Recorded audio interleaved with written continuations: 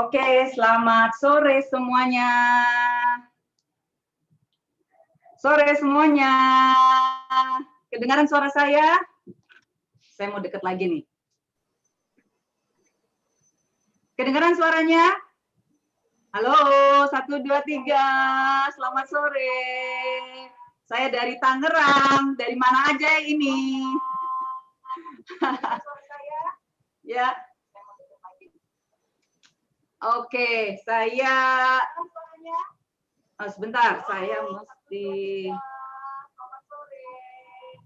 Saya dari Tangerang. Dari mana aja ini? Suara double Bentar ya. bentar ya. Supaya tidak double, saya mesti lakukan sesuatu.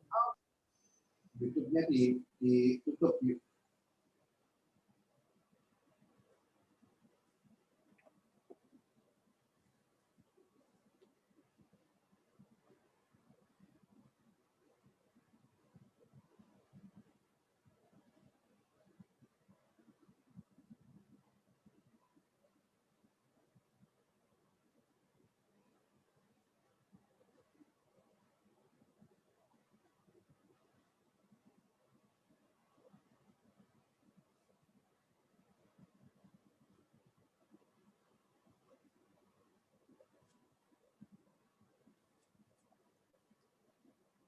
Mute.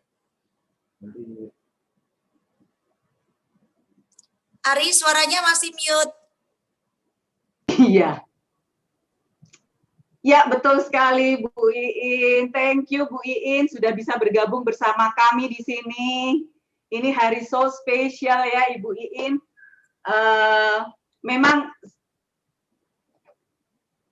Memang kondisi saya ini nih ya. Nah, kita nih sekarang berkumpul untuk hal-hal yang lebih baik dan hari ini kita akan khusus membahas tentang terapi alami untuk anak autis ya. Anak ABK adalah anak berkebutuhan khusus, khususnya autis ya. Bapak Ibu sekalian, saya perkenalkan di sini Ibu Iin. Beliau adalah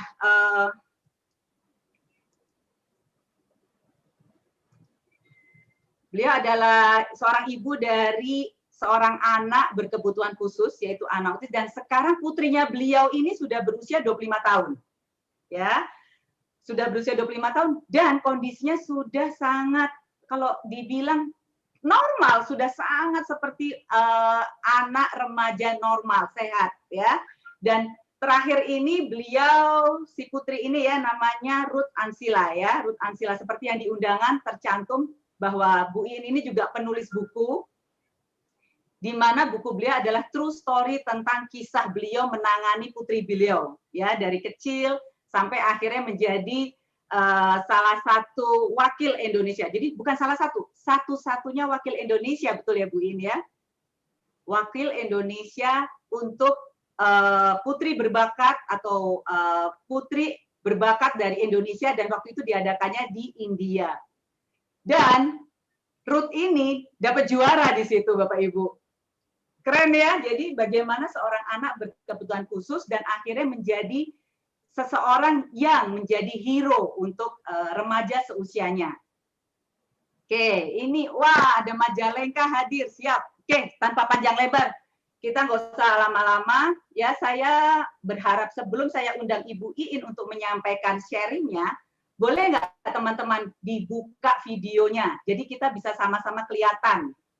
Ya, jadi biar enak ngelihatnya, oh ini yang dari Majalengka, oh ini ada yang dari Balikpapan, oh ini ada yang dari Makassar, oh ini ada yang dari Jakarta, gitu ya. Jadi semuanya ini kita bisa saling kenalan. Setuju ya Bapak Ibu? Yuk dibuka, tapi saya harapkan posisi mic tetap mute supaya kita bisa dengarkan sharing Ibu ini dengan jelas. Baik, sebelum saya undang, sudah semuanya ya? Oke, saya langsung ke Bu Iin nih, Bu Iin. Selamat sore Bu Iin. Selamat sore. Senang sekali nih, Bu Iin bisa hadir di sini. Ya, terima kasih. Saya juga happy. Baik. Iya, jadi kemarin ini ceritanya kita bincang-bincang tentang bagaimana membantu satu keluarga. Kebetulan di keluarga itu ada anak berkebutuhan khusus. Gimana nanganinya? Terus Bu In bilang, kenapa nggak kita adakan aja sekalian ya, kita undang banyak keluarga yang mungkin punya saudara, punya teman, atau bahkan keluarga tersebut mempunyai anak berkebutuhan khusus. Ini kan Bu In kan pengalamannya tuh udah 25 tahun gitu, setidaknya bisa dibagikan ke kami ini. Gimana Bu In ceritanya tuh? Ya, maaf ya Ari, anak saya yang autis itu sekarang usianya 23 tahun, bukan 25. Sorry, 23 tahun. Ya, yang 25 tahun itu kakaknya, yang pertama. Ya, itu normal. Ya, kalau yang 23 tahun ini yang dari usia 1,5 tahun itu didiagnosa autis oleh beberapa dokter di Surabaya dan Jakarta.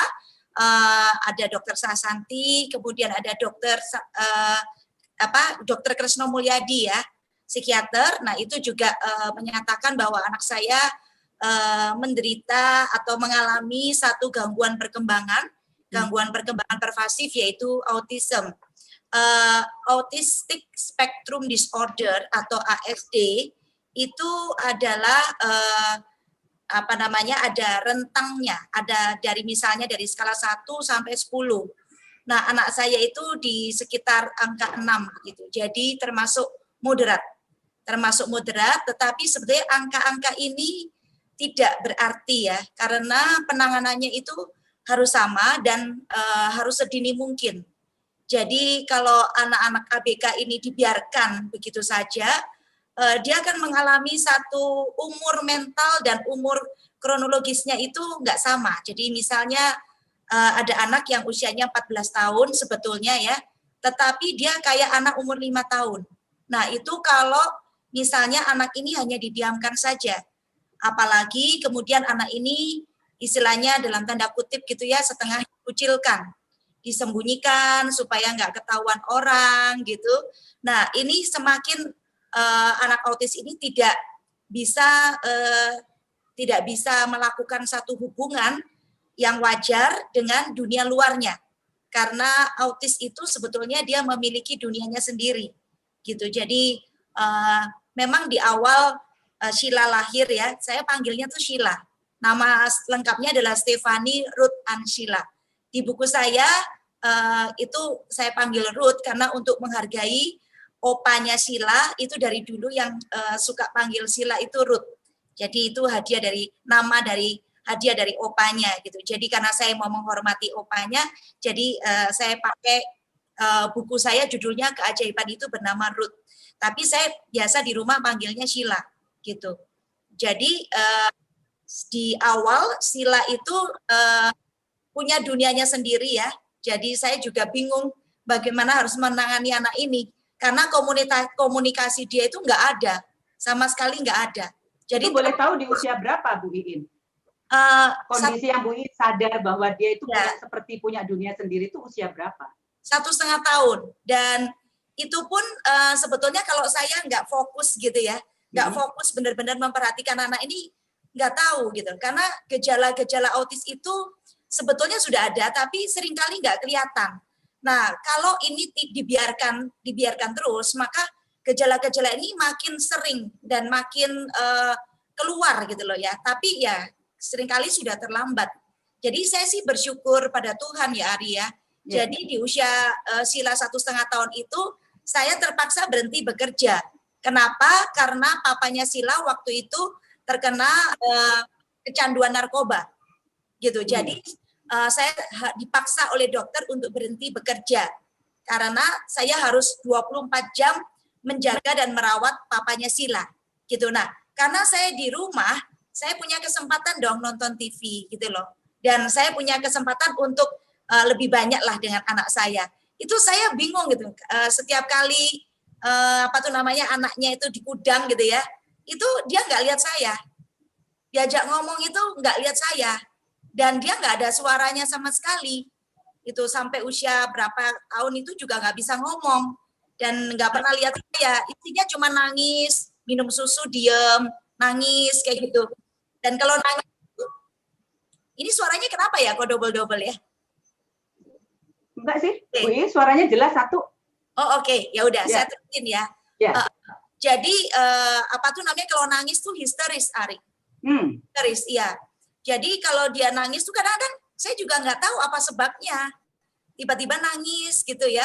Nah, ternyata saya baru tahu kalau anak autis itu punya panca indera, jadi telinga, lidah ya, itu lebih peka dibandingkan orang pada umumnya. Gitu. Jadi misalnya ada lonceng bunyi gitu ya di rumah. Lonceng bunyi kan biasa ya buat orang-orang normal gitu ya. Itu buat anak saya tuh kayak suara nggak tahu ya, kayak keras sekali gitu. Jadi dia ketakutan. Satu kali lonceng di rumah saya tuh bunyi, yang saya kan punya jam itu lonceng itu ting ting ting gitu kan. Nah, itu dia teriak luar biasa, dia lari, dia sembunyi di bawah meja. Dia sembunyi di bawah meja, dia teriak-teriak gitu. Nah, kan kita kan orang yang di sekelilingnya bingung ada apa ini gitu loh. Bener kan, kita nggak nyangka kalau ternyata sebabnya itu dari lonceng. Lonceng. Gitu. Ya, waktu satu kali juga saya pernah pakein, kan dia diajak ke Batu ya sama papanya. Di Batu kan dingin, ya udahlah kita kasih dia baju mantel gitu ya. Nah, baju mantel ini dari benang wool gitu loh. Nah, saya kan nggak tahu kalau ternyata anak autis ini apa tuh namanya peka banget gitu loh. Jadi dia memang nggak pernah mau dipeluk siapapun gitu. Jadi saya juga bingung gitu ya, ini gimana ya dengan anak ini. Nah, itu kita pakein mantel, tiba-tiba dia marah berontak kayak gitu. Nah, hal-hal seperti itu tuh yang kami tuh kaget-kaget gitu sebagai orang tua. Gitu. Nanti kalau diajak ke mall gitu ya kan kita nggak tahu ya apa ada di dalam pikirannya anak ini gitu. Karena dia seperti kayak ada dunianya sendiri gitu. Nah, mungkin dia lihat orang rame gitu ya kan, di mall kan selalu rame orang. Nanti saya ajak ke gereja gitu ya, di gereja kan juga rame orang gitu. Nah, itu dia bisa apa tuh menjatuhkan dirinya di lantai, dia muter-muter sendiri. Muter-muter dan teriak-teriak nangis gitu loh. Lah kan kita orang tuanya kan bingung ya, nggak tahu harus ngapain, kalau ditambah ditenangin tambah nangis gitu loh. Tambah berontak gitu. Nah, kita jadinya malu kan, karena kan orang semuanya pada lihat kan ke situ gitu loh. Jadi hal-hal yang aneh itu terjadi karena kita nggak ngerti apa maunya anak ini. Seperti itu gitu. Nah, makanya saya juga nggak heran ya, kadang-kadang orang tua itu karena malu dan lain sebagainya, jadinya membuat udahlah nggak usah diajak keluar gitu loh. Nggak usah diajak keluar aja, biar di rumah aja kayak gitu. Nah, sehingga anak ini semakin terputus dengan dunianya. Ya, dengan dunia luar maksudnya ya, semakin terputus gitu, karena nggak terjalin komunikasi gitu.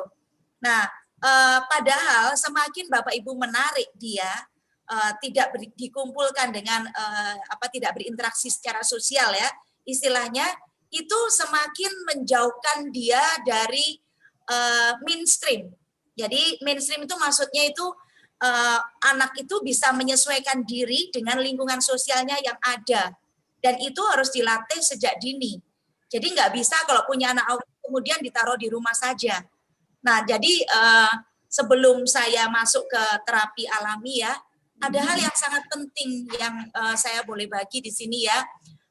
Saya sangat happy, jujur ya, untuk bisa sharing di sini karena memang akhirnya berhasil baik ya. Anak saya sudah tidak terlihat sekali jejak autismenya, dan hari ini dia bisa mandiri, dia bisa kerja, dia bisa sambil kuliah, dan semuanya itu baik gitu. Nah, itu bukan karena terapinya sendiri, Bu Ari, gitu loh. Karena kalau kita bicara terapi autis, yang nawarin itu banyak. Macam-macam terapinya autis itu. Ya karena penelitian kan makin berkembang ya, kayak gitu. Jadi ada yang terapi dari diambil dari ini akar rambutnya, kemudian ada terapi yang diambil dari darahnya lah, dari maksudnya dari akar rambutnya itu diapain, Bu Iin? Saya juga nggak ngerti, soalnya saya ditawarin dari Belanda gitu. Jadi saya kan membangun hubungan kalau surat-suratan itu apa namanya? Korespondensi. Iya, saya zaman dulu kan cuma ada email ya, nggak ada seperti sekarang. Jadi saya dulu membangun hubungan korespondensi dengan apa tuh namanya, kelompok yang peneliti autism di Belanda. Di Belanda. Jadi mereka nanti keluarin jurnal apa, itu saya pasti ngejar. Saya baca-baca dari jurnalnya, itu banyak macam. Terapinya tuh macam-macam deh gitu. Jadi terapi yang saya terapkan untuk anak saya, untuk bicaranya dia dan lain sebagainya, itu adalah terapi ABA, Applied Behavior Analysis, kayak gitu ya. Itu adalah salah satu aja. Nanti ada yang namanya terapi CBT, Cognitive Behavior Therapy. Nanti ada namanya terapi okupansi. Nanti ada terapi pakai obat medikamentosa. Nanti ada terapi macam-macam deh, Bu Ari gitu loh. Nah, seringkali yang terjadi di masyarakat itu para orang tua ya, khususnya ibu-ibu nih ya, biasanya ya itu hunting terapi dari satu terapi ke terapi yang lain, nyobain macam-macam terapi gitu ya. Nah, sebetulnya oke aja, itu merupakan satu ikhtiar ya yang memang perlu dilakukan oleh para orang tua. Tetapi sebenarnya ada the big secret, ada satu rahasia besar sebelum terapi itu sendiri. Jadi istilahnya gini, mau pakai terapi apa aja itu pasti ada hasilnya, kadang-kadang nggak ada hasilnya juga, seperti itu. Gitu. Jadi cocok-cocokan ya. Tetapi sebetulnya rahasia di balik terapi itu sendiri itu adalah the big secret-nya ini adalah tentang bagaimana sikap orang tua itu sendiri. Jadi itu yang paling penting. Makanya saya pada waktu nulis buku ini, Bu Ari, ya, buku ini kan sampai dibaca oleh istilahnya orang yang paling istilahnya pengambil keputusan di pihak Gramedia, kayak gitu. Ya, sampai dibaca, kemudian beliau berkomentar seperti ini terhadap buku saya, gitu. Dia bilang bukunya bagus, Bu, tapi kok nggak terlalu jelas ya terapinya itu kayak gimana, kayak gitu loh. Jadi buku saya dibandingin dengan buku-buku autism yang lain yang banyak cerita tentang terapi, gitu. Nah, saya sendiri bisa paham ya tentang komentar itu, tetapi saya punya versi sendiri, saya punya sudut pandang sendiri yang sebetulnya saya mau sampaikan di sini itu sebenarnya yang tidak ada di buku autism yang lainnya, yaitu the big secret-nya ini. Nah, the big secret ini yang biasanya itu justru di dalam keluarga yang ada anak ABK, the big secret-nya ini nggak dilakukan. Jadi mau terapi A sampai Z itu nggak bakal merubah ini anak. Nah, itu apa the big secret-nya? The big secret-nya adalah satu pengakuan dan penerimaan dari kedua orang tua. Nah, ini Bu Iin, saya dapat beberapa informasi yang saya dapatkan ya. Ini mungkin ada Bapak Ibu yang hadir di sini yang punya putra-putri ABK ya, yang boleh sharing, boleh ngechat ya, silahkan ya dengan pengalaman-pengalaman terapinya selama ini. Nah, banyak orang tua yang masih belum accept dalam tanda kutip yang tadi Bu Iin sampaikan. Jadi pada waktu ketemu putra ataupun putrinya yang bersikap agak ya dalam tanda kutip di luar yang lazim ya gitu ya. Terus anak-anak ini tuh kayak kok aneh. Jadi belum diterima orang tua tuh sebagai sesuatu bahwa oh anakku ternyata autis ya gitu tuh loh. Ini yang mungkin benar nih kunci di situ. Secret. Jujur aja saya juga mengalami masa itu. Oh, oke. Ya. Langsung. Oke. Ya, pasti semua orang tua itu pasti kaget ketika dokter mengatakan secara langsung bahwa didiagnosa anak saya autis, apalagi di saat itu autis itu belum banyak seperti sekarang, belum banyak. Jadi buat saya itu satu hal yang aneh. Autis gitu loh. Terus kita harus ngapain ya kayak gitu. Terus anak ini akan sampai seberapa jauh dia mengalami kondisi keanehan yang kayak begitu gitu ya. Nah, saya nggak bisa nyebutin satu persatu keanehannya, nanti Bapak Ibu bisa baca di buku ini gitu ya, karena waktu kita pendek ya di Zoom kali ini ya. Nah, itu saya ada penolakan pertama kan ada rasa kecewa betul. Kenapa kok lahirkan anak seperti ini gitu ya. Nah, kemudian dari kecewa itu kemudian ada satu sikap kita itu yang pasrah gitu loh. Tapi pasrahnya bukan pasrah yang positif, pasrah yang negatif. Ya udahlah, ya udah disembunyiin aja kayak gitu kan kebanyakan orang gitu. Nah, tetapi saya waktu itu kebetulan karena saya mencari banyak bacaan tentang autism, kan di Indonesia belum ada waktu itu. Nah, saya tuh cari banyak itu buku-buku dari luar negeri dalam bahasa Inggris. Kemudian ya jujur aja yang bikin pinter saya bahasa Inggris terbiasa bahasa Inggris tuh ya gara-gara masa itu gitu, karena banyak baca buku bahasa Inggris. Dan saya kalau nggak ngerti itu buka kamus kayak gitu Bu Ari, satu persatu gitu. Kemudian di situ saya ketemu ada satu puisi ya yang dibuat oleh orang tua anak autis itu dari Belanda, dan apa tuh namanya, di situ diterjemahkan tentang betapa Tuhan dan para malaikat itu berkumpul untuk rapat khusus gitu ya. Rapat khusus untuk menentukan siapa orang tua yang tepat, yang bisa bertahan dengan anak-anak autis ini.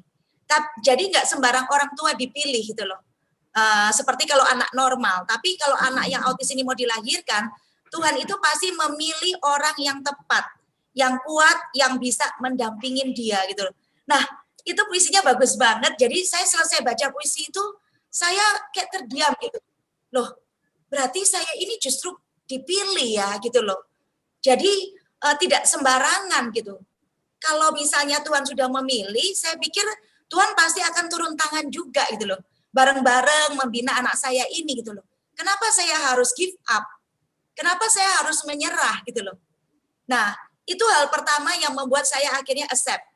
Saya akhirnya menerima Tuhan, saya mampu bersyukur. Nah, ini bersyukur ini the big secret-nya. Gitu. Jadi saya akhirnya, aduh Tuhan terima kasih ya. Kamu kasih saya kesempatan untuk punya anak istimewa. Jadi saat itu juga saya bisa menyebut anak saya ini istimewa. Yang tadinya saya bilang anak ini aneh. Itu saya ganti jadi anak istimewa gitu loh.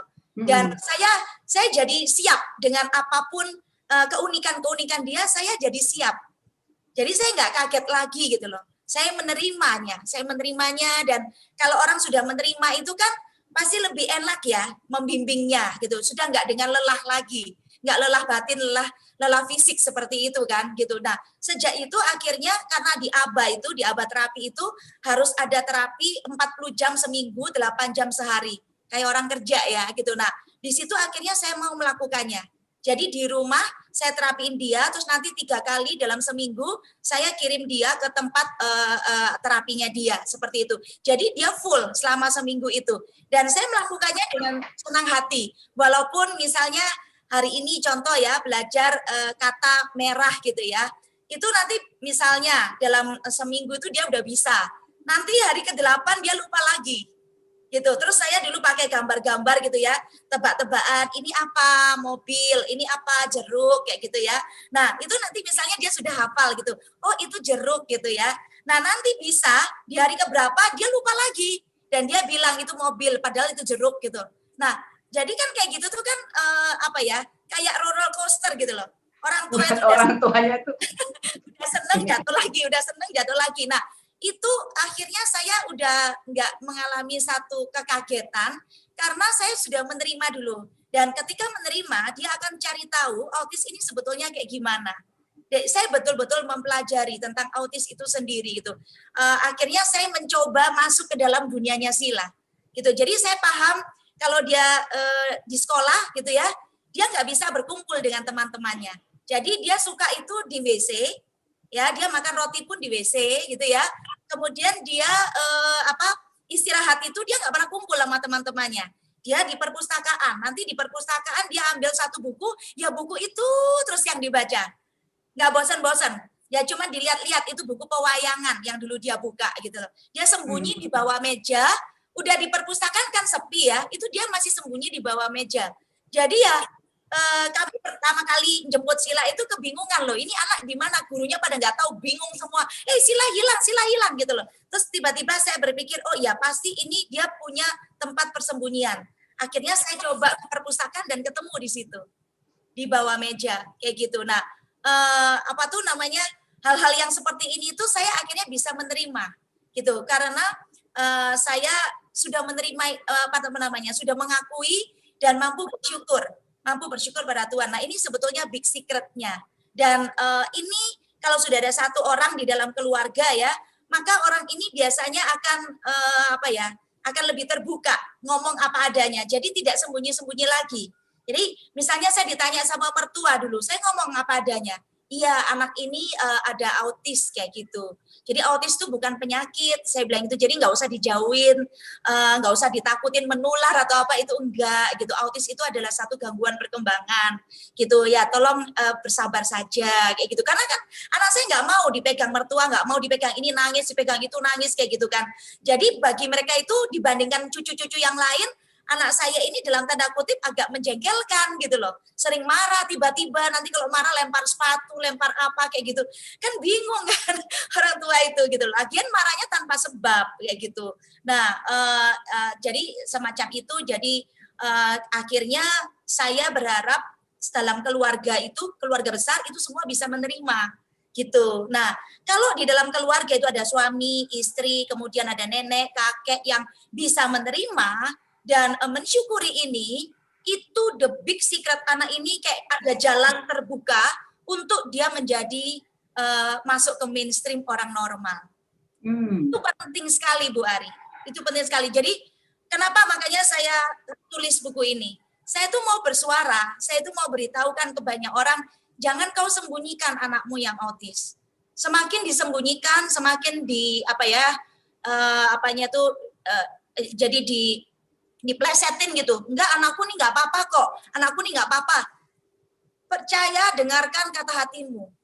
Kata hati seorang ibu itu tidak mungkin bisa dibohongin. Gitu. Jadi dulu saya kan ke dokter banyak gitu. Yang dokter-dokter anak itu bilang gini, enggak apa-apa.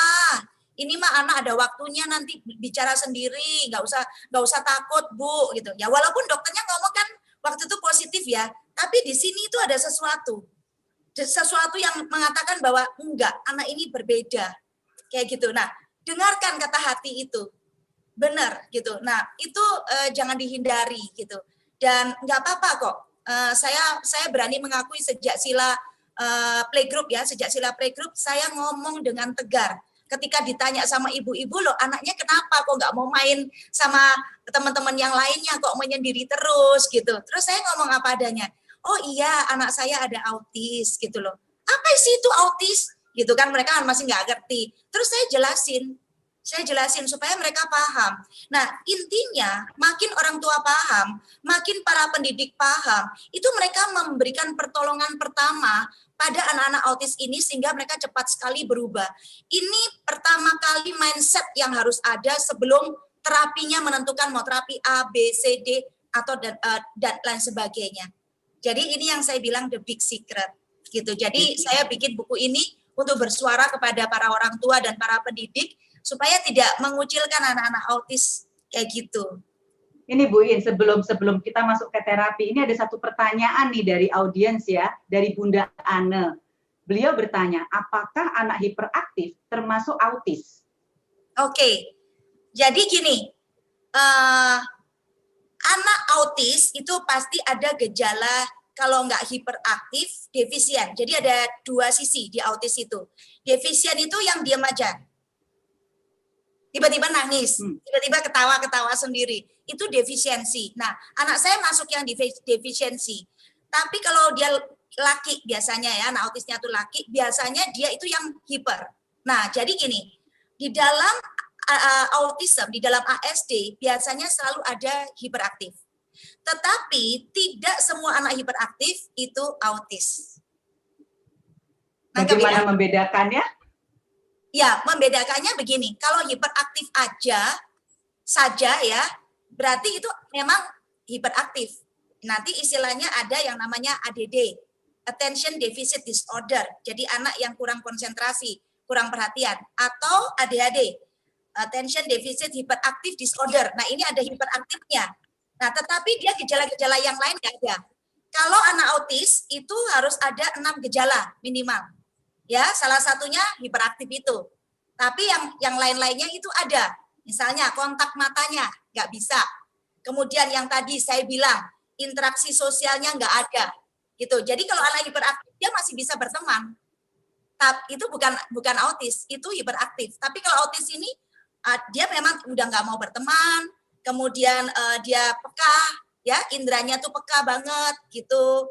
Kemudian dia emosinya gampang tantrum. Nah, kalau misalnya anak hiperaktif aja dia nggak gampang tantrum gitu. Nah, jadi Bapak Ibu mesti kenali kenali anak Anda. Nah, misalnya Anda tidak mampu sendirian mengidentifikasi ya, nggak apa-apa, bawa pergi ke psikolog, bawa pergi ke psikiater.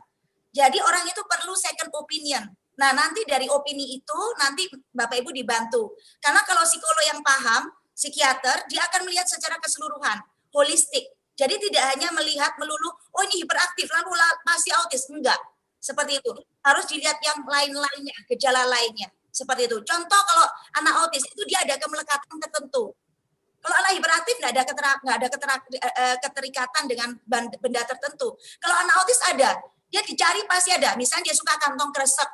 Biasanya keterikatan dengan benda-benda yang sepele gitu ya.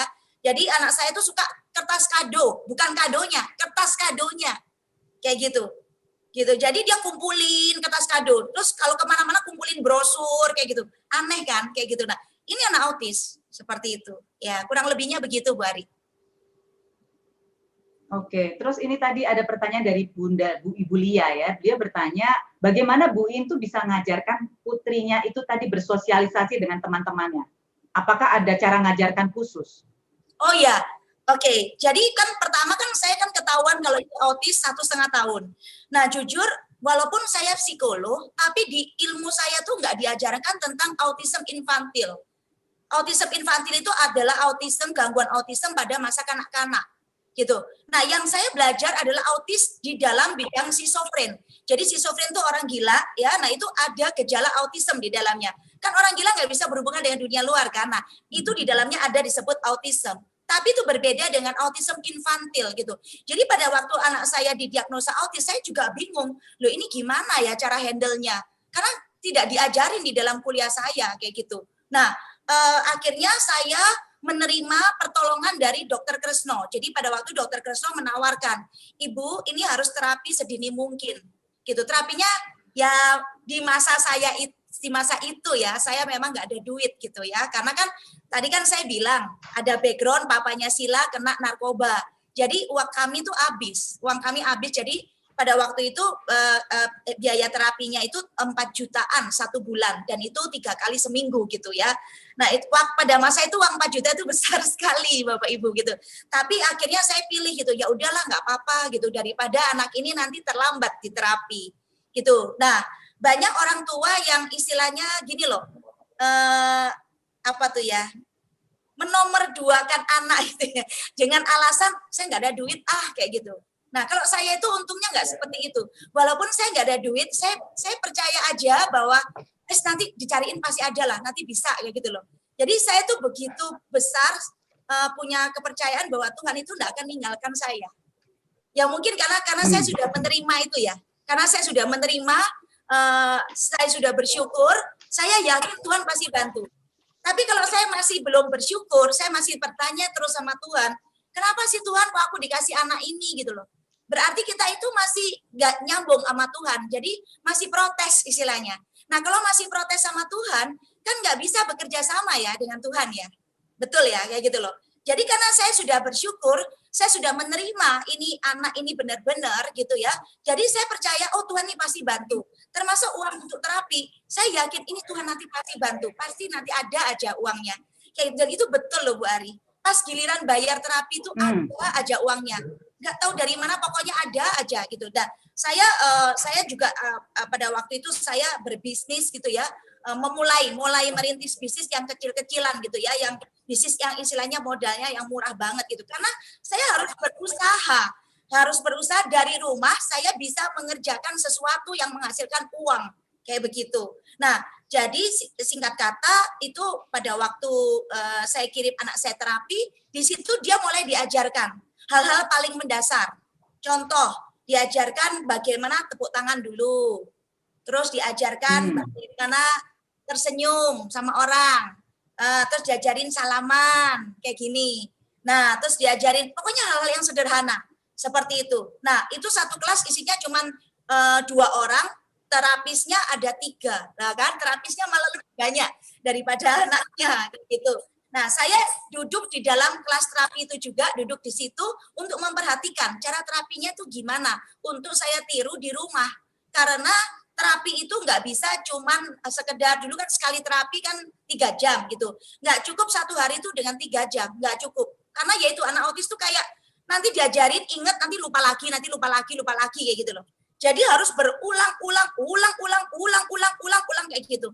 Jadi pulang dari terapi, Sila itu tetap terapi di rumah. Nah, saya yang ngajarin gitu loh. Nah, satu kali saya ingat gitu ya, pada saat anak saya sekolah TK, playgroup ya. Jadi saya latih dia untuk bersosialisasi itu adalah gini. Saya kasih dia PR mengumpulkan 5 nama temennya. Jadi mau nggak mau dia harus kenalan kan, gitu loh. Nah itu saya kasih PR, pokoknya tiap hari harus kasih ke mama 5 nama anak.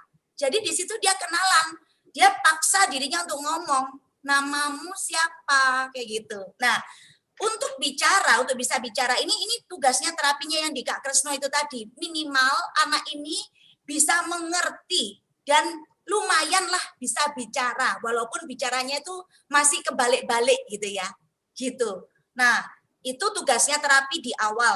Nah, kalau misalnya sudah terapi di awal, itu kan kalau zaman sekarang enak ya, ada sekolah yang memang mengkhususkan anak autis gitu, itu boleh, masuk di situ boleh. Tapi zamannya Sila dulu, yang ada tuh cuma sekolah umum sama sekolah luar biasa. Nah, ini rahasia kedua, Bu Ari. Jadi rahasia pertama tadi penerimaan dan gratitude, bersyukur kepada Tuhan, penerimaan dan bersyukur. Nah, rahasia yang kedua itu menurut saya adalah perlakukan anak ini sebagai anak normal. Jadi anaknya autis ya, tapi saya tolak itu. Jadi tolak itu maksudnya gini, saya tidak mau memperkatakan dan membayangkan terus nanti yang jelek-jelek gitu loh. Yang dia nggak punya masa depan lah, yang dia nggak bisa sekolah lah. Nah, itu seringkali bermain-main di logika kita karena melihat kondisi nyatanya memang anaknya begitu gitu loh. Nah, itu saya tolak. Saya nggak mau mikir itu. Tahu nggak Bu Ari, saya secara ekstrim, saya setiap malam masuk di kamarnya Sila, entah dia sudah tidur atau enggak, saya berbisik di telinganya. Sila, kamu anak hebat. Kamu anak normal, kamu anak luar biasa. Dan karena waktu zaman kecil itu dia suka pakai baju putri ya, baju Barbie gitu loh, ya, baju Cinderella lah apa gitu. Jadi saya ini tiba-tiba ngucap, oke, Sila suatu saat jadi putri. Saya bilang gitu loh, nggak ngerti putri apa, saya juga nggak ada gambaran. Pokoknya saya ngomong aja, kamu anak hebat, kamu anak normal, kamu luar biasa, masa depanmu cerah, kamu jadi putri yang luar biasa, kamu menginspirasi banyak orang. Itu saya sebutkan tiap hari. Tiap hari. Ini rahasia besarnya Bapak Ibu. Jadi saya juga memperlakukan Sila sebagai anak normal. Jadi saya ajarin, oke, makan bareng. Kemudian nanti ada sekolah kan ada yang harus disiapin tasnya. Itu saya biarkan dia menyiapkan sendiri. Ya kadang-kadang banyak lupanya Bu Ari, namanya anak autis. Dia pernah saya kasih uang sekolah, kasih uang pangkal 8 juta. Gak dikasih ke gurunya, dia bengong di mana ya itu, lupa saya. Ya, kami cari-cari 8 juta Bu Ari gitu. Jadi iya, jadi istilahnya saya memperlakukan dia seperti anak normal. Kalau misalnya dia lupa bawa sesuatu, ya udah, nggak apa-apa, dia biar pulang kembali ngambil seperti itu. Jadi saya tidak membedakan kedua anak saya ini. Semuanya saya anggap normal. Jadi sekolahnya juga di sekolah normal. Sekolah anak umum, sekolah umum. Ya, walaupun waktu itu semua kepala sekolah itu ngomong, Bu, masukkan anaknya di SLB. Terus saya pikir gini, SLB itu kan sekolah luar biasa, sekolah anak cacat. Nah, autis ini bukan anak cacat mental, bukan. Autis ini pasti ada kelebihannya yang Tuhan kasih. Tinggal cari aja, kelebihannya pasti ada. Seperti itu. Nah, biasanya dia di bidang seni, ada yang gambar, ada yang nyanyi, ada yang kayak Cody, siapa itu yang American Idol itu loh. Oh ya. Cody itu loh, Cody. Itu kan dia kan juga autis, tapi dia tiba-tiba dia bisa main piano. Dia bisa nyanyi dengan sangat enak. Nah, itu kelebihan dari Tuhan. Nggak perlu belajar, dia bisa loh. Nggak perlu les. Keren kan gitu loh. Nah, itu anak autis, jadi dia bukan anak cacat mental. Nah, kalau dia bukan anak cacat mental, dimasukkan ke sekolah cacat. Otomatis teman-temannya kan cacat ya. Nah, anak autis ini belajarnya dengan cara meniru, imitasi. Jadi orang di sekitarnya itu harus memperbaiki perilakunya sendiri. Contoh, saya tidak izinkan pembantu saya itu ngomong gak karu-karuan. Misalnya contoh gitu, misalnya masukkan barang ini ke sana. Misalnya ngomongnya tuh gitu yang normal itu ya. Nah, pembantu saya ngomong gini, masuk no gitu. Nah, itu saya bilang, jangan bikin bingung anak autis. Kita harus pakai bahasa standar. Sama. Iya, betul, kayak gitu. Apalagi ngomong negatif, nggak boleh kayak gitu. Itu dulu saya pada saat nerapi sila itu sampai tak kumpulin loh, pembantuku 2 itu tak kumpulin untuk ikut mendengarkan. Kayak begitu. Gitu. Jadi kita terapi sama-sama, ini terapi yang intensif ya, seperti itu. Nah, jadi pada saat anak ini diperlakukan sebagai orang normal, yang nggak heran jadinya normal. Tapi kalau misalnya saya masukkan di sekolah cacat, dia akan meniru perilaku anak cacat. Nah, anak cacat kan kadang-kadang ada yang ngomongnya pelo-pelo tuh. Ada yang dia mungkin tingkah lakunya aneh. Ditiru. Saya pernah Bu Ari, waktu itu diminta oleh salah satu teman saya orang Filipina untuk jadi saya sebagai konsultan. Jadi dia kirim anak-anak autis ke rumah saya yang menentukan apakah anak ini layak untuk masuk sekolah atau enggak, atau harus terapi dulu. Saya yang tugas menentukan itu. Nah, datang ke rumah saya berbagai macam anak autis, dari level yang paling berat sampai level yang paling ringan. Nah, terus anak-anak autis ini kan dia heboh kan, karena anak saya kan autis yang defisien. Yang datang itu banyak anak autis yang hiperaktif. Jadi dia tarik baju saya, robek semuanya kayak gitu. Kemudian dilempar barang di rumah saya hancur semuanya kayak gitu loh. Nah, satu kali saya melihat anak saya mulai lempar barang, mulai robek baju, saya pikir, wah ini nggak bener ini dia mulai niru. Akhirnya saya lepaskan pekerjaan itu. Saya lepaskan, saya nggak mau gitu. Nanti karena anak saya juga punya anak autis, nanti anak saya terpengaruh kayak gitu. Jadi bukannya makin baik malah buruk. Nah, makanya salah satu kesimpulannya jangan salah masukkan sekolah. Kalau misalnya di kota Anda tidak menemukan sekolah khusus untuk autis, nggak apa-apa, masukin aja di sekolah umum. Walaupun waktu itu di sekolah umum kan guru-gurunya nggak ngerti ya bagaimana mendidik anak autis gitu. Saya tuh sampai bayar khusus ya, bayar uang sekolah, tapi saya bilang sama gurunya, gak usah diajari wes anakku nggak apa-apa. Kamu nggak ngajarin nggak masalah, tapi izinkan anak saya duduk di dalam kelas. Saya cuma melihat gini, anak ini pasti meniru sekelilingnya. Dan benar, akhirnya anak saya niru. Dan dari niru itu dia akhirnya jadi bisa. Dia akhirnya bisa masuk TK. Seperti itu. Kayak gitu. Dan saya tidak pernah memperlakukan dia kayak anak autis itu, maksudnya gini, jagain berlebihan, overprotective, itu nggak pernah. Saya benar ada rasa khawatir ya. Karena anak autis itu kalau digandeng orang itu kadang-kadang dia tuh gandeng orang lain yang salah gitu loh. Pernah dia pergi ke toko, dia gandeng laki-laki yang lain dipikir apa-apanya, padahal bukan. Nah, itu kalau ketemu orang jahat kan bisa dibawa lari kan, betul nggak? Tapi saya nggak mau mengganggu pikiran saya dengan pikiran negatif. Saya pokoknya pakai pikiran bahwa Tuhan pasti menyertai ini anak. Saya tidak boleh melarang dia hanya karena ketakutan saya itu to protect, itu nggak boleh gitu. Jadi saya berdoa Tuhan melindungi anak saya seperti itu. Jadi pulang sekolah hari pertama aja itu ya saya nggak temenin di dalam kelas. Saya nggak pernah berfungsi sebagai shadow ini anak, nggak pernah gitu loh. Kadang-kadang ada istilah shadow ya, orang yang dipercaya oleh anak autis ini, dan shadow ini harus ada di dekatnya dia untuk ngomong-ngomongin kayak gitu loh. Nah, itu saya lepas diri saya, jadi begitu masuk sekolah hari pertama, playgroup ya, saya udah lepasin, biar dia sekolah, biar dia sama gurunya. Yang pertama nangis-nangis, tapi ya nggak apa-apa, nanti gurunya itu jadi terbiasa memegang sila. Dan memang akhirnya dia dekat sama satu guru di playgroup itu. Nah, guru itu yang akhirnya bisa membimbing dia dan menemukan bakatnya fashion show. Seperti itu. Kayak gitu. Keren. Terus Bu Iin, ini kan masih ada pertanyaan, masih ada yang masih belum clear kayaknya dengan gejala ya kayaknya. Ini tadi dari Mama Ken. Boleh. Dia nanya, apakah anak yang jalannya jinjit-jinjit, terus kemudian kalau ngomong nggak jelas, itu termasuk kategori autis? Ya, kebanyakan anak autis memang ada gejala itu. Jadi sila itu juga sama. Dulu jalannya juga jinjit-jinjit gitu. Nah, tetapi kembali ya, ketika tertangani dengan cepat, akhirnya itu menjadi normal. Gitu. Nah, kalau misalnya udah terlanjur, kadang kan gini orang tua, aduh aku udah terlanjur, anakku udah 14 tahun. Ya wes lah kalau gitu tak biarin. Nah, itu keliru. Jadi, ada istilah better late than never untuk orang tua anak ABK. Better late than never. Karena kita mesti mikirkan masa depan anak ini. Ya, saya berprinsip begini ya Bapak Ibu, ini hanya sharing aja ya, bukan saya bermaksud mengajari, enggak. Saya hanya sharing aja. Prinsip saya itu begini, saya mikir orang itu pasti ada saatnya dipanggil Tuhan.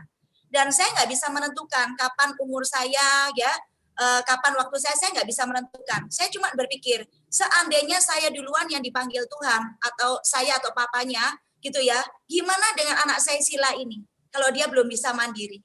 Jadi dari situlah saya berpikir lebih baik telat daripada enggak sama sekali. Seperti itu. Dan kalau mengenai apakah masih bisa sembuh, saya juga punya prinsip yang prinsip saya sendiri ya. Saya percaya anything possible with God. Segalanya mungkin bersama dengan Tuhan. Karena saya udah ngelihat miracle dalam hidup saya. 6 dokter itu menyatakan Ludwig itu harusnya meninggal atau masuk rumah sakit jiwa. Ludwig itu papanya Sila. 6 dokter ngomong seperti itu. Ini nggak ada harapan. Karena udah parah sakitnya. Dia ini sebentar lagi meninggal. Atau kalau enggak dia masuk rumah sakit jiwa. Dan sebetulnya kenyataan Ludwig itu sudah agak gila karena dia buka baju di antrian dokter. Jadi kenyataannya itu sama, sejalan dengan diagnosanya dokter. Tetapi saya menolak itu Ibu Ari. Saya tiap malam tumpang tangan di kepalanya Ludwig dan saya bilang, Ludwig kamu sembuh, kamu sehat. Dalam nama Tuhan kamu sembuh, kamu sehat. Mohon maaf ya, saya Katolik seperti itu. Dan hari ini, Bu Ari kenal sendiri Pak Ludwig seperti apa. Itu salah satu miracle yang saya lihat. Jadi saya percaya banget bahwa kuasa Tuhan itu sungguh besar. Tuhan itu maha besar, jadi tidak mungkin tidak membuat sesuatu yang bagi manusia itu nggak mungkin, bagi Tuhan itu mungkin. Jadi bagi saya tidak ada istilah terlambat. Selalu apa yang Anda yakini itu yang terjadi. Anda yakin anak Anda ini sembuh nggak? Anda yakin anak Anda punya masa depan cerah nggak? Kalau yakin, pegang keyakinan itu. Jangan mau diganggu oleh apapun, termasuk oleh kata-kata dokter. Kadang-kadang dokter nggak bermaksud salah, tapi dia memberitahukan berdasarkan pelajaran di sekolahnya ya. Oh ya, ini anak udah agak terlambat loh, soalnya udah nggak diterapi dari awal gitu. Jangan diterima kalimat itu. Semakin Anda sadar, hari ini Anda sadar, Anda bergerak hari ini dengan keyakinan, anak saya sembuh, anak saya sehat. Lihat aja nanti Bapak Ibu, karunia Tuhan itu, anugerah Tuhan itu begitu mendadak. Tiba-tiba ada satu kejadian yang itu nyambung. Seperti itu Bu Ari. Nah itu yang akhirnya saya juga bersyukur, karena saya dari Sila kecil saya ngomong, kamu sehat, kamu anak normal, kamu anak luar biasa. Walaupun kenyataannya itu nggak normal. Itu kunci itu kayaknya benar-benar ya. Apa yang Bu Iin lakukan untuk Sila ini istilahnya seperti afirmasi ya. Kalau kita kenal istilah afirmasi ya. Jadi terus diafirmasi terus kalau Sila normal dan akhirnya seperti ini. Iya, Bu ini ada yang nanya tadi, apa ada konsumsi suplemen atau makanan khusus yang diberikan kepada Sila sebagai anak autis ini? Oke, Bapak Ibu, sebelumnya saya ngomong jujur ya, kalau saya cerita tentang terapi alami yang saya temukan, yang saya temukan dan saya lakukan, saya jangan dianggap jualan ya, kayak gitu ya, karena ini adalah sharing saya apa adanya, seperti itu. Kalau saya simpan cerita ini, berarti saya egois, saya jahat, saya nggak ingin anak Bapak Ibu terbantu, dan saya nggak mau itu.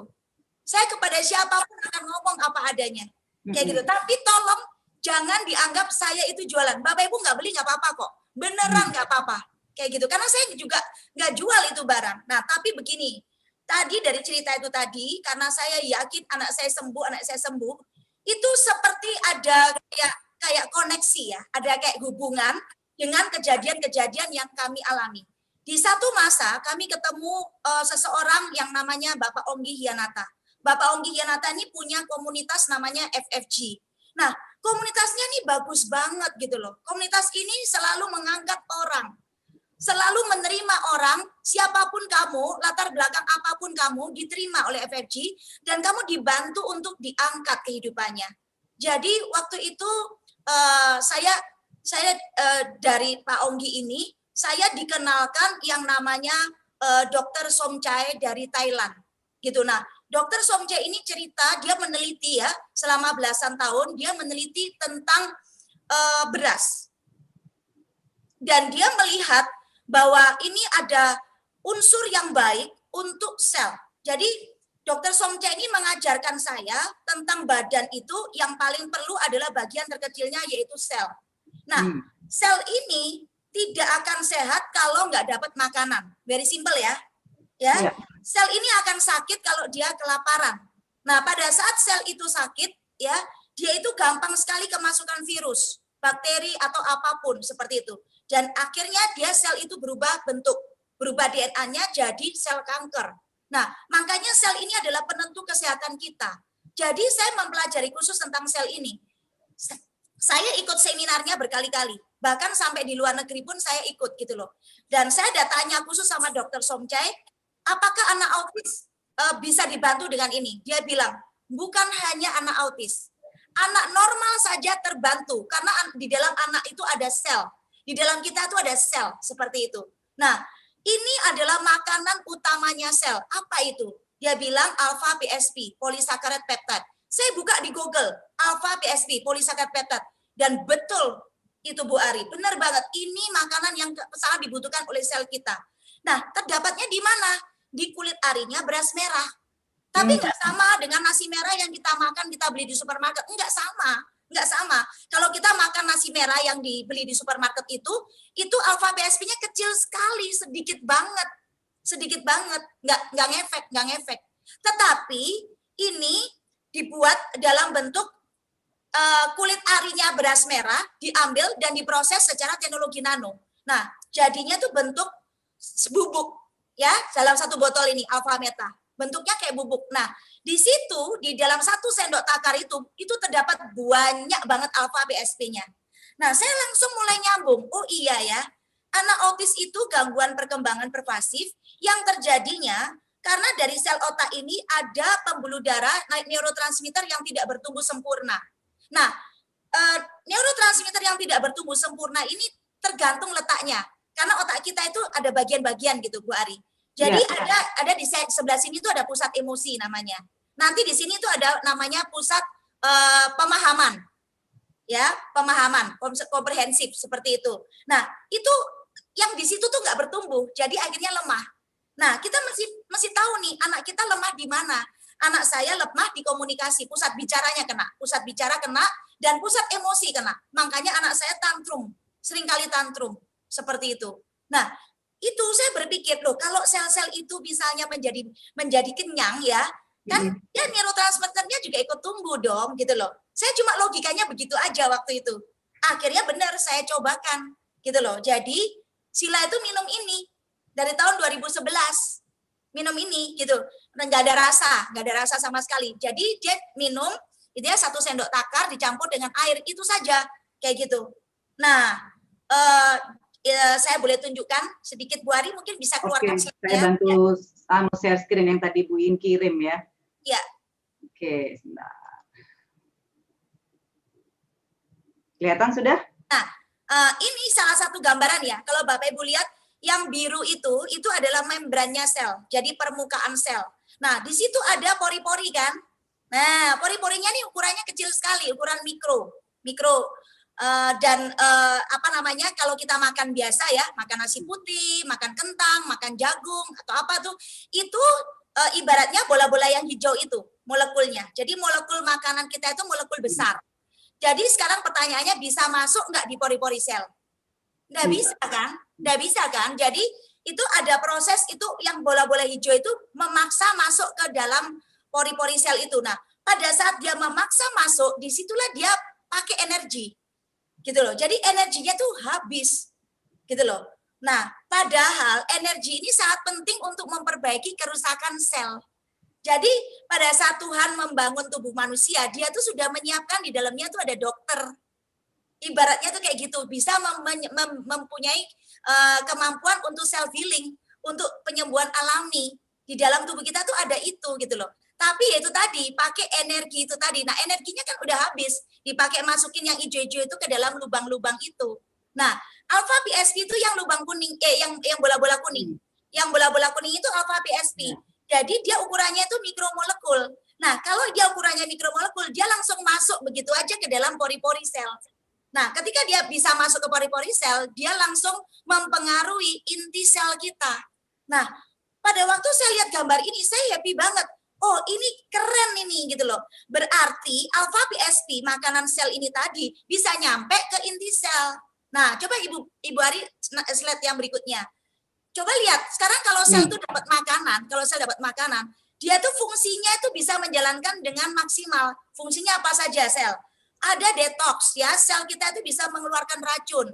Oke, ada perbaikan sel. Jadi Ibu Bapak kan kenal ada namanya stem cell. Sel induk, itu tugasnya sel induk itu untuk mencari sel-sel mana yang rusak di dalam organ-organ kita, misalnya organ jantung, mata, hidung, mulut gitu ya, itu semua ada sel-selnya. Nah, sel induk ini tugasnya mencari di mana sel-sel ini rusak dan dia memperbaikinya. Pada saat kita umur kecil, stem cell tuh banyak banget, jutaan. Tapi semakin kita itu dewasa, semakin tua, stem cell ini makin berkurang. Gitu. Nah, makanya di sini penting banget ketika sel kita mendapat makanan, stem cell ini dapat makanan, itu akan berkembang biak setiap 3 bulan. Jadi pada saat dia berkembang biaknya jadi anak-anak sel yang bagus kan? Seperti itu. Jadi dia ada fungsi perbaikan sel itu bisa jalan. Terus juga ada fungsi rejuvenation, peremajaan. Sekali lagi, sel itu tiap 3 bulan itu regenerasi. Nah, tapi kalau sel induknya ini udah keriput, udah tua, udah aus, ya dia berkembang biaknya anak-anaknya yang aus, anak-anak yang jelek gitu loh. Akhirnya jadinya apa? Bukan regenerasi, bukan tambah muda tapi tambah tua. Kayak begitu gitu loh. Nah, kemudian juga ada fungsi proteksi. Nah, di masa pandemi ini semua orang pada takut COVID kan, kayak gitu loh. Sebetulnya nggak perlu takut kalau proteksi selnya itu jalan. Nah, kembali berarti 4 fungsi sel ini sangat penting. Ini sudah dari Tuhan, dari sononya. Jadi punya fungsi detox, punya fungsi perbaikan, punya fungsi peremajaan, dan punya fungsi proteksi. Jadi virus apapun tuh nggak bisa masuk gitu loh. Terus saya mikir gini, oh bagus banget ya kalau anak autis ini dapat ini gitu loh. Jadi saya konsumsikan. Beneran itu alpha PSP-nya memberi makan sel-selnya Sila. Dan saya nggak heran kalau Sila hari ini itu kemampuannya itu berlipat-lipat ganda dibandingkan dulu. Bapak Ibu ya, saya kemarin kan saya post di Facebook gitu. IPK-nya anak saya gitu ya. Jadi ada yang berkomentar gini, Bu, anak Ibu tuh kayaknya bukan ASD, itu gifted gitu loh. Nah, saya kan psikolog ya, saya tahu bedanya Asperger, gifted, autis, saya tahu bedanya gitu loh. Nah, anak saya ini murni autis. Dulunya nilainya dia tuh 2, 4, 3, bahkan pernah 0, 20 tuh loh, 20 gitu. Seperti itu. Jadi saya tuh langsung begini, aduh berarti dia ini nggak akan mampu untuk sekolah yang istilahnya ada matematika lah, ada apa gitu. Makanya anak saya Sila itu dari awal dia nggak mau masuk SMA. Dia merasa tidak mampu. Dia menghafal. Saya share nih nilainya nih. Biar Bapak Ibu lihat. Ini kemarin dia baru dapat, dia baru kuliah, dia sudah lulus D3 Masa. D3 Masa dia lulus, dia dapat penghargaan khusus ya. Kemudian dia dia nggak bisa diem anaknya ya. Jadi dia sudah kerja. Sekarang dia sudah kerja jadi manajer marketing PT Web Novel Indonesia kayak gitu. Nah, karena dia bagus di bidang bahasa juga gitu loh. Nah, tetapi sambil bekerja dia tuh ngomong sama saya, Mama Sila mau kuliah lagi karena Sila mau lulus S1. Sekarang Sila itu sudah enak belajarnya, lebih cepat menghafal, matematika juga ngerti kayak gitu. Nah, itu setelah tahun 2015 itu dia banyak. Jadi 2014 itu saya menambah terapi dengan alpha spin ini. Suaranya Bu Indi. Oke. Halo? Oke, Bapak Ibu bisa dengar saya? Oke, sip ya. Saya lanjutin ya. Okay. Ya, saya lanjutin ya. Jadi tahun 2014 saya tuh beli alpha spin. Nanti saya jelasin tentang alpha spin. Oke, nanti saya jelasin. Nah, itu yang akhirnya membantu anak saya supaya tantrumnya berkurang. Karena bagaimana anak bisa belajar sesuatu kalau dia tantrum terus? Gak bisa. Seperti itu. Nah, alpha spin itu membantu mengharmoniskan frekuensi di dalam dirinya anak saya dan frekuensi di lingkungan sekitar. Jadi memudahkan orang itu untuk konsentrasi. Nah, di situ anak saya itu pakai alpha meta dan alpha spin itu, di situ anak saya bisa mulai ngerti tentang pelajaran matematika.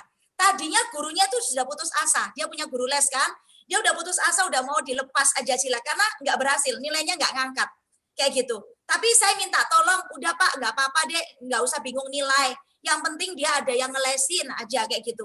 Nah, setelah sila ini seringkali minum air alpha spin dan pakai alpha spin, dia kan suka ruangan kami kan ada alpha spinnya 4 gitu ya.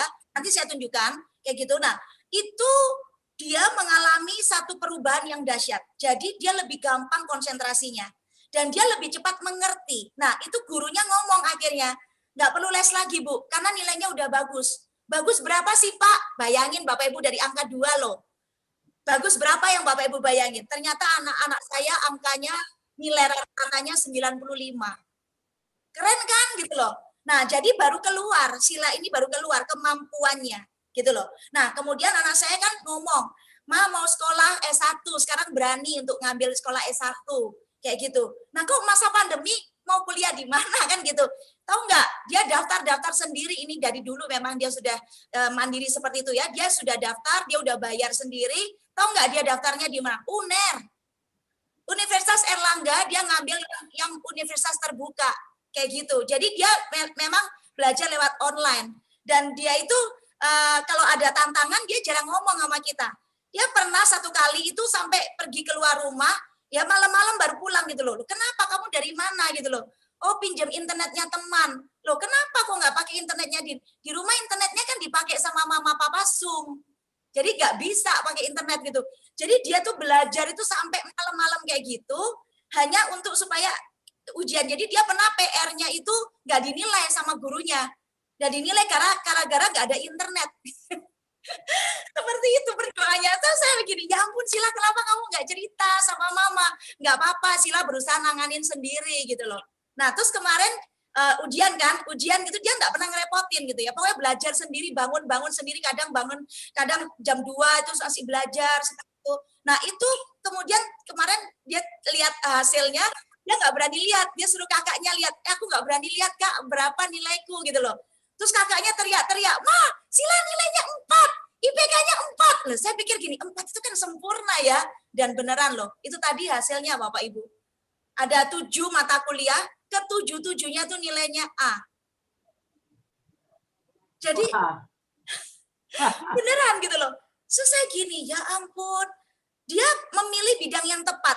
Saya nggak paksa. Jadi Sila bilang, Sila pilih bidang ilmu komunikasi, mah. Kayaknya Sila memang ada bakat di sini. Kayak gitu. Jadi dia pilih itu. Gitu. Nah, berarti kan ada efek kan? Yeah. Alpha meta ini ada efek kan? Nah, jadi dia milih itu alpha meta. Nah, saya tambahkan lagi di tahun 2019 itu ada Vetomax. Nah, ini Vetomax itu ini. Nah, Vetomax ini dapatnya dari perusahaan yang sama yang dikenalkan sama Pak Onggi tadi. Karena kan kalau Bapak Ibu sudah percaya satu produk, perusahaan ini mengeluarkan produk lain, biasanya Bapak Ibu akan gampang percaya. Dan ini saya lihat sederhana banget.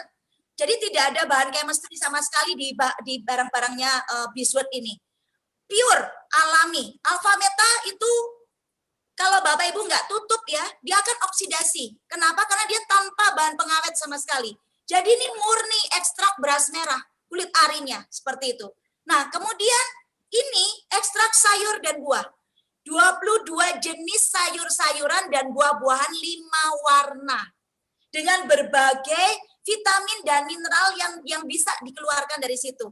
Nggak ada bahan chemistry sama sekali. Pertanyaannya, kalau saya nggak minum Vitomax boleh nggak? Boleh. Tapi pertanyaannya, berapa banyak sayur yang Bapak Ibu konsumsi? Paling cuma 2 macam. Betul nggak? Kayak gitu. Paling masak ya kangkung lah, ini bayam lah, dan sebagainya seperti itu. Tapi nggak mungkin sampai 22 jenis 400 gram sehari. Nah, padahal WHO itu menyatakan kita itu butuh sayur-sayuran dan buah, makanan serat itu 400 gram per harinya. Ayo coba loh. Makanya gimana itu? Jadi saya pikir loh, kalau ini bisa dalam bentuk yang sangat sederhana seperti ini, why not gitu loh. Jadi saya kasih juga sila. Saya yakin ini pasti ada efeknya.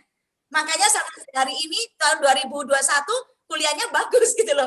Gitu. Jadi ini cuma 10 tetes, ditetesin aja dalam gelas, tinggal diminum kayak gitu. Nggak ada rasa. Oke, nah Bu Ari boleh buka slide-nya. Oke. Yang Vitomax.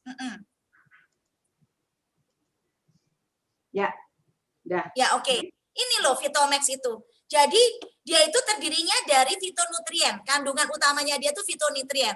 Nah fitonutrien itu ada di tanaman dan buah. Jadi kalau Bapak Ibu lihat ya, tanaman itu ada yang bisa tumbuh di daerah bersalju.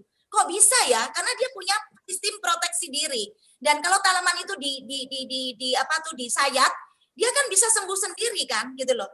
Makanya kenapa ada dokter hewan tapi nggak ada dokter tanaman? Karena tanaman itu punya kemampuan menyembuhkan dirinya sendiri. Nah, itu hebatnya fitonutrien gitu loh. Nah, jadi ini karena kandungannya fitonutrien, dia bisa untuk antioksidan. Dia bisa anti mikroba, anti tumor. Kemudian menormalkan gula darah, menormalkan kolesterol, bertindak sebagai mengaktifkan hormon-hormon secara balance. Nah, saya lihat kok bagus banget gitu loh. Dan minumnya cuman simple aja gitu, gak ribet gitu. Ya udah, saya kasih juga sila Vitomax ini. Dan kemudian yang tentang boleh lagi Bu Ali slide-nya. Nah, ini jadi dalam Vitomax ini ada kecukupan dan ada variasi karena bukan cuma satu macam sayur dan buah, tapi ada 22 jenis gitu ya, dan dia balance, seimbang dalam jumlah yang cukup seperti itu. Nah, terus kemudian ada barang yang satu lagi yang saya bilang tadi saya beli di tahun 2014, itu Alphaspin. Nah, Alphaspin ini barang yang unik, yang tidak gampang ditemui di mana-mana ya, karena ini yang buatan Jerman. Jadi barang yang asli itu dari produksi Jerman. Nah, kebetulan saya ketemu tahun 2014 ya, jadi dia itu ada di dalamnya itu ada gelombang frekuensi, dan gelombang frekuensi ini yang tujuannya adalah mengharmonisasikan radiasi dari handphone, dari komputer, dari TV, AC, dan lain-lain. Nah, sekarang Bapak Ibu mesti sadar, kita ini sudah hidup di era milenial. Nah, di masa pandemi, anak semua sekolahnya nggak ada yang datang. Di masa pandemi, semua sekolahnya online. Nah, karena kita mau menghindari nggak kena COVID. Tapi kita nggak kena COVID, di dalamnya kita kena radiasi dari komputer, sama aja bohong. Nah, karena radiasi ini penyebab sel-sel itu berubah bentuk jadi sel kanker. Kayak gitu. Memang nggak langsung, tapi di masa tertentu nanti akan jadi kanker. Nah, pertanyaannya, mau nggak kita punya anak cucu cicit keturunan kanker? Nggak mau lah. Kayak begitu gitu. Jadi, saya tunjukkan, sebentar Ari, Alphaspin, ya sebentar. Nah, ini Bapak Ibu perhatikan, dia itu mengeluarkan gelombang frekuensi yang seperti pendar-pendar itu Bapak Ibu. Dan itu dalam jarak 2 meter, seperti itu. Nah, gunanya apa? Gunanya untuk meningkatkan sirkulasi darah.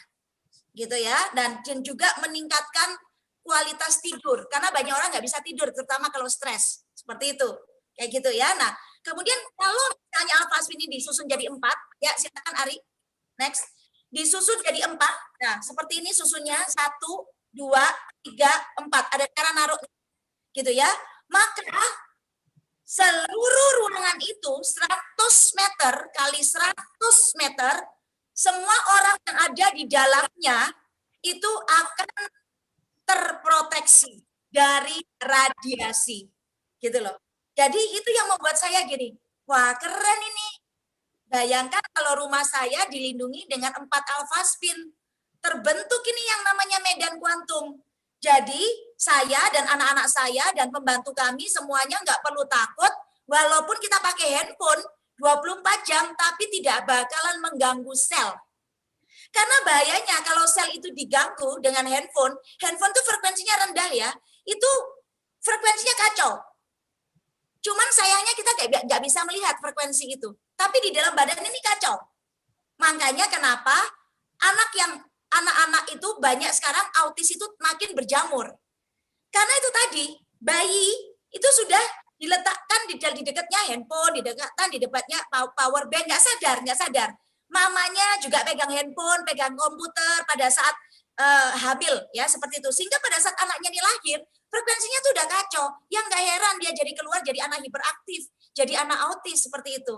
Nah, caranya bagaimana?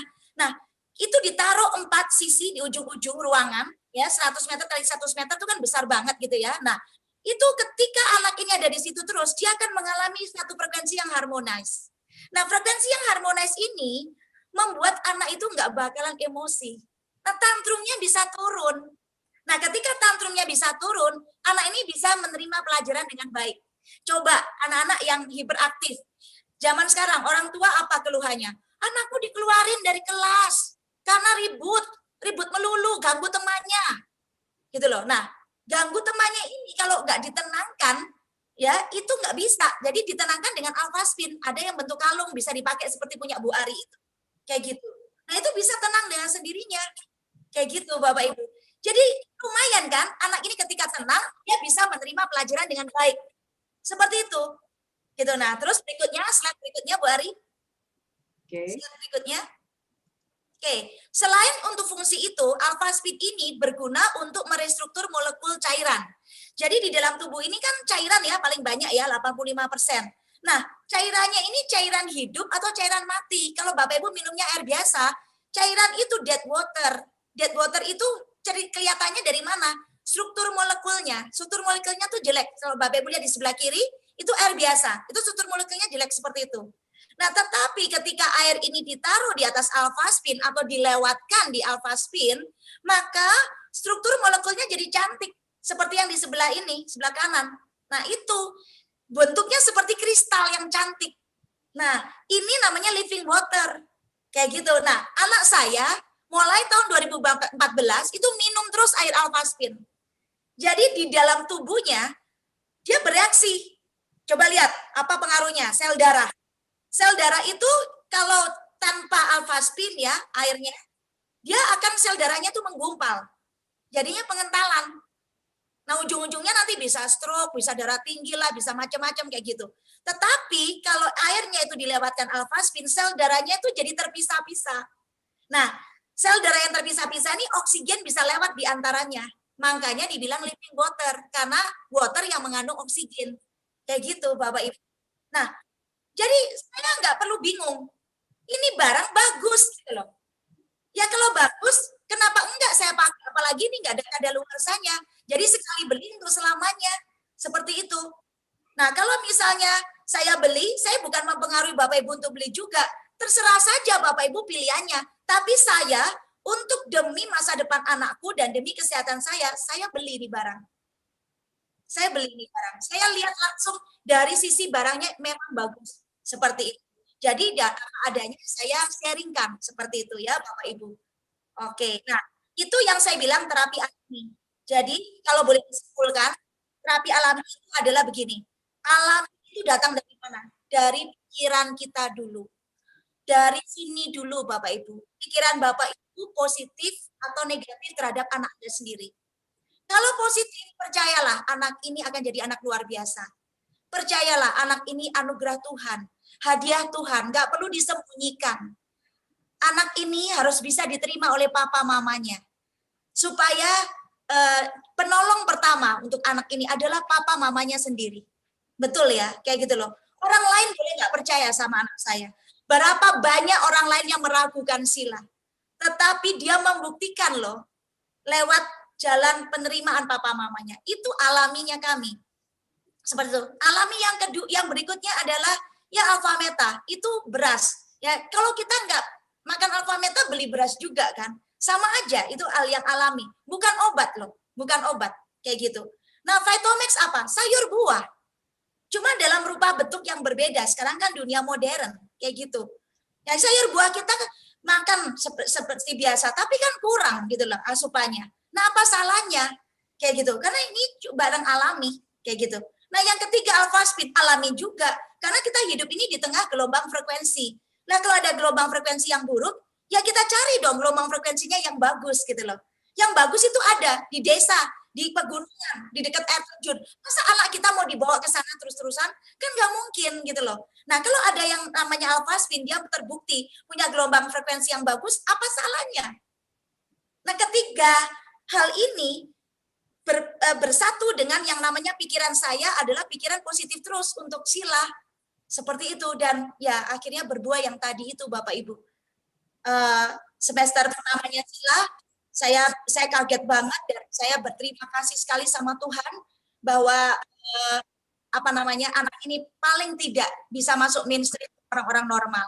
Paling tidak dia bisa bekerja.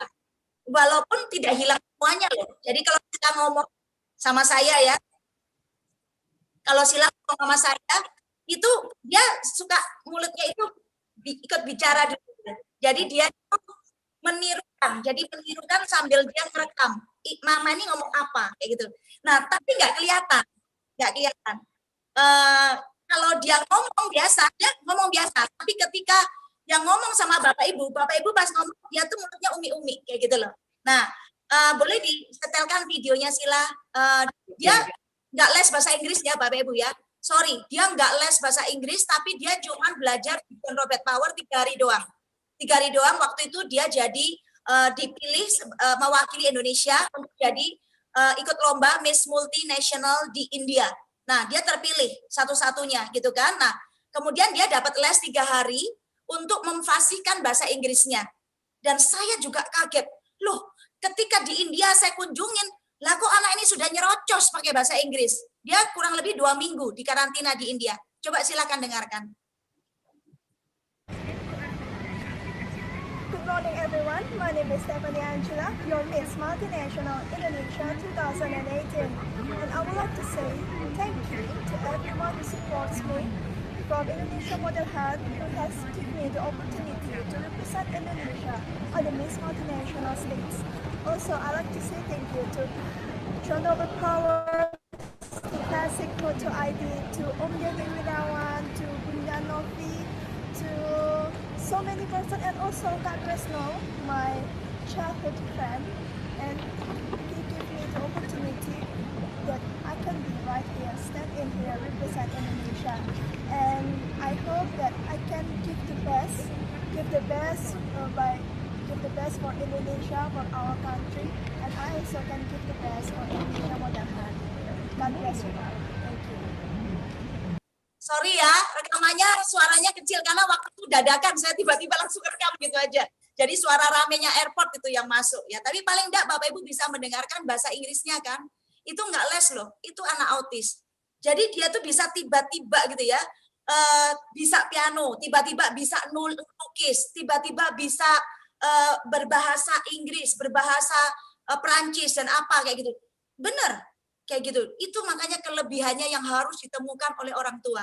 Tapi gimana orang tua bisa menemukan kelebihan ini kalau sementara orang tua masih mempertanyakan terus, kenapa saya dikasih anak seperti ini? Selama masih mempertanyakan, Bapak Ibu tidak akan bisa melihat dan menemukan kelebihannya anak itu. Betul atau betul Bapak Ibu? Ya, Bu Iin, kebetulan tadi ada yang sempat chat boleh tanya ya Bu Iin ya, ini ada 2 pertanyaan yang saya catat benar-benar kayaknya supaya jadi audiens kalau selesai ini tetap nggak ada yang nanggung gitu ya. Pertanyaan pertama adalah apakah anak autis ini, jadi apakah autis ini ada hubungannya dengan IQ? Hubungannya di mana? Terus yang kedua sekalian, kalau dia ada alergi makanan tertentu, masih bolehkah makan makanan tadi, Alpha PSP dengan Vitomax? Ya, oke. Saya jawab yang pertama ya. Jadi anak autis itu ada hubungan dengan IQ itu maksudnya gini. IQ-nya itu seharusnya normal. Jadi karena saya sebagai psikolog, saya pernah ngetes anak saya. Ya. Pertama, IQ-nya itu nggak bagus. Jadi 70 kayak gitu ya. Nah, 70 itu batas ambang. Jadi di bawah 70 itu anak yang imbisil, anak debil itu ya sebutannya ya, itu yang retardasi mental. Jadi kalau anak retardasi mental ini IQ-nya pasti rendah semua, kayak gitu. Nah, tetapi pada waktu itu saya melihat bahwa Sila itu bukan karena IQ-nya yang jelek, tapi karena dia tidak mampu memahami perintah-perintah tes IQ. Nangkap ya?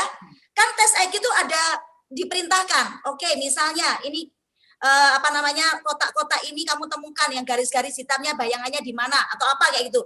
Atau ini ada susunan kata-kata harus dihafalkan, kemudian yang kamu ingat yang mana kamu tulis, misalnya contoh kayak gitu ya. Itu contoh tes IQ gitu. Nah, dia gagal memahami perintahnya. Nah, karena dia gagal memahami perintahnya, dia ngawur kan jawabnya kan. Nah, karena ngawur jawabnya jadinya jelek kan. Nah, jadi itu saya nggak anggap karena sila belum terterapi dengan bagus.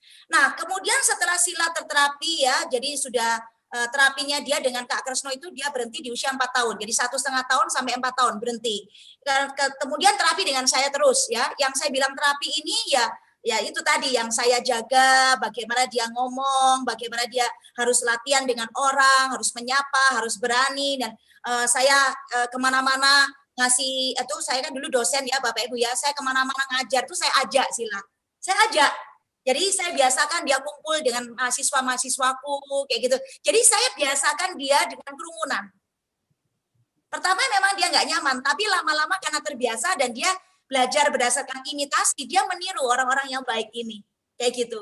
Jadi saya memang sengaja memilihkan komunitas lingkungan yang baik supaya dia meniru jadi baik seperti itu. Nah, itu tadi IQ-nya saya tes ulang. Saya tes ulang, akhirnya IQ-nya yang kedua nilainya 110. Nah, 110 udah normal. Nangkap ya, padahal biasanya kalau IQ itu tidak mungkin meningkat di atas 10%, tidak mungkin. Nah, kalau dia meningkat 10% kan dari 70, dia naiknya paling 77, 80 lah ya. Seperti itu gitu loh. Tapi ternyata enggak, dia naik banget. Jadi karena yang dulunya itu nggak bisa dihitung sebagai tes IQ karena dia gagal memahami instruksi. Jadi pertanyaannya, apakah ada hubungan anak autis dengan IQ? Enggak ada. Karena dia tidak ada masalah dengan IQ-nya. Dia IQ-nya itu normal, bahkan di atas normal. Cuman perlu kesabaran Bapak Ibu untuk menanti masa itu datang. Menanti kapan anak Bapak Ibu ini nangkep dan dia mulai keluar suara. Seperti itu. Nah, Alpha Meta, Vitomax, dan Alpha Spin ini mempercepat masa penantian itu. Sekali lagi, Alpha Meta, Vitomax, Alpha Spin mempercepat masa penantian itu, jangan terlalu lama. Karena kalau terlalu lama, maka kasihan anaknya. Usianya udah 17 tahun, tapi tingkah lakunya masih 5 tahun. Akhirnya apa? Anak ini dikucilkan di masyarakat, dibully. Sila aja ngalami pembulian loh. Gitu. Apalagi kalau perbedaannya terlalu jauh antara umur kronologis dengan umur mental. Semakin dibully, semakin dia merasa minder. Seperti itu Bapak Ibu. Jadi come on. Better late than never. Lakukan perbaikan sebisa Bapak Ibu. Kalau Bapak Ibu mau percaya apa yang saya ceritakan ini, mau follow saya, ayo silahkan aja. Yang paling penting itu tadi, Bapak Ibu menerimanya, sudah tidak protes sama Tuhan, dan betul-betul mensyukuri ini anak. Itu lubang pertama yang Anda harus buka supaya berkat Tuhan itu turun. Supaya lubang itu nggak tertutup. Seperti itu Bapak Ibu. Selebihnya, terapinya kalau mau ikut terapi saya yang sifatnya alami, come on, silakan aja. Tapi kembali Bapak Ibu nanti sabar, menunggu akan datang saatnya. Ketika saat itu datang, tiba-tiba semua keterampilan itu bisa. Dulu sila ya, menghafalkan puisi 1 bait. 1 bait aja loh, bukan 1 puisi gini. 1 bait itu butuh 2 minggu Bapak Ibu. Saya sampai, aduh gimana nggak hampir putus asa ya. Hafal itu susah banget, susah sekali. Nah, sekarang kuliah dia menghafalkan ilmu alam IAD, IBD, apalagi PPKN lah yang apa kayak gitu. Itu dengan cepat sekali sampai nilainya A. Ya. Ini ada pertanyaan Bu In dari Pak Amron. Kebetulan sepertinya beliau ya, ini beliau bertanya. Sebentar, saya ingat saya belum menjawab pertanyaan yang kedua. Yang kedua, ya tentang alergi. Kalau ada alergi, nah anak autis ini biasanya lebih tepatnya begini, makanannya itu harus dijaga, tetapi tidak terlalu diprotek. Dijaga iya, tapi tidak terlalu diprotek. Itu pendapat saya pribadi. Kenapa? Karena kalau anak terlalu diprotek, anaknya sendiri ini sedih, gitu loh. Nah, perasaan sedih ini malah dia hormonnya tuh bukan hormon endorfin yang keluar, bukan hormon bahagia yang keluar. Yang keluar tuh hormon kortisol, tuh racun, kayak gitu loh, semakin memperparah. Jadi saya berikan pengertian, Sila kalau makan coklat itu Sila akan semakin hiperaktif ya, kemudian semakin Sila nggak bisa konsentrasi. Saya jelasin, oke, jadi kamu harus hindarin, kamu nggak boleh coklat ya. Terus kamu nggak boleh tepung, banyak tepung seperti itu ya. Nah, kamu makannya ini kayak gitu. Tapi saya nggak yang larang gimana gitu, enggak seperti itu gitu. Nah, jadi sifatnya itu karena kebiasaan Bapak Ibu. Jadi kalau misalnya Bapak Ibu ada anak ini mau di diet makanan tertentu gitu ya, karena alergi gitu, it's okay, nggak apa-apa. Tapi kembali ingat, ini alfa meta itu bukan sekedar beras merah yang dijual di pasaran. Ini sudah diproses Bapak Ibu. Jadi di dalamnya kalau tertulis ada karbo, itu bukan berarti karbohidrat yang raw. Karbohidrat mentah yang terdapat di dalam beras merah itu enggak. Ini karbohidrat proses yang sudah diproses. Memang tidak berbahaya untuk dikonsumsi siapapun termasuk anak autis. Demikian juga Vitomax, ini sudah terproses. Makanya kenapa mahal? Karena prosesnya itu yang lewat teknologi nano itu yang mahal. Jadi nggak bisa, anak saya udah makan sayur banyak kok, nggak perlulah yang begitu, gitu loh. Bedanya di mana? Bedanya di pencernaan. Kalau makan beras merah biasa, pencernaannya lama, penyerapannya lama. Akibatnya di dalam sel itu udah kelaparan duluan sebelum kenyang dia. Kayak gitu. Nah, tetapi kalau ini cepat masuk dalam 30 detik langsung berfungsi. Seperti itu, sehingga dia cepat tertolong. Sel-selnya yang rusak ini cepat tertolong. Seperti itu. Gitu. Jadi perbedaan di pencernaannya.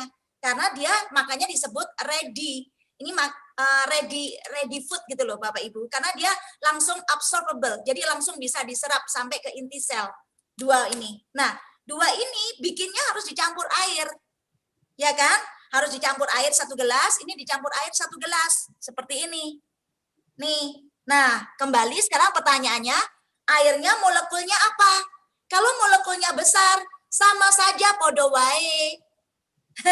Karena kan cair di sini, kalau molekulnya besar, dia nggak bisa masuk lagi di dalam pori-pori sel. Jadi sebagian pasti terbuang di ginjal.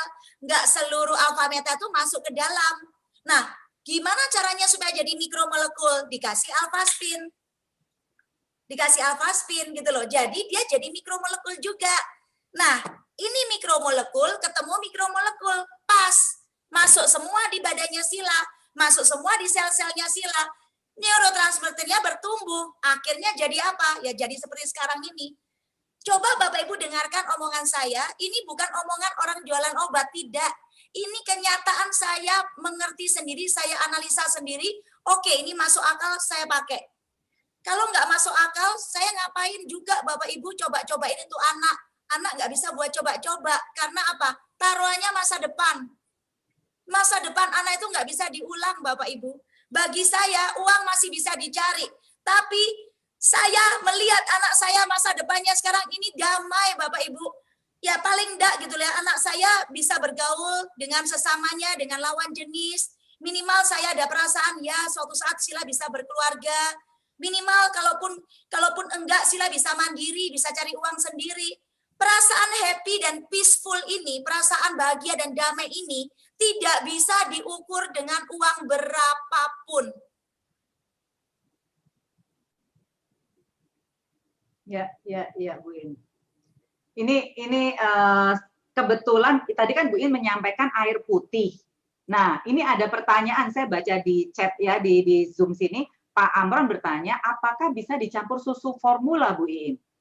Nah, sebaiknya jangan. Karena susu formula itu di dalamnya pasti ada gula. Ya, saya bilang tadi di dalam alfa meta itu ada karbohidrat tapi yang sudah diproses. Jadi nggak sama dengan raw karbohidrat. Nah, di dalam susu formula itu ada gula kan gitu loh. Jadi tidak disarankan untuk dicampur dengan susu formula. Caranya adalah begini, minum dulu alfa metanya. Kalau nggak suka rasanya, ya dicampur dengan madu 1 sendok teh. Madu itu bukan gula. Gitu ya. Nah, nanti setelah masuk alfa metanya, setengah jam, 20 menit, 30 menit, baru minum susu formulanya. Itu masih nggak apa-apa. Kayak gitu. Tapi jangan dicampurkan. Kayak gitu. Nah, ada orang yang begini, saya nggak bisa minumkan ke anak saya nggak mau. Ya, betul.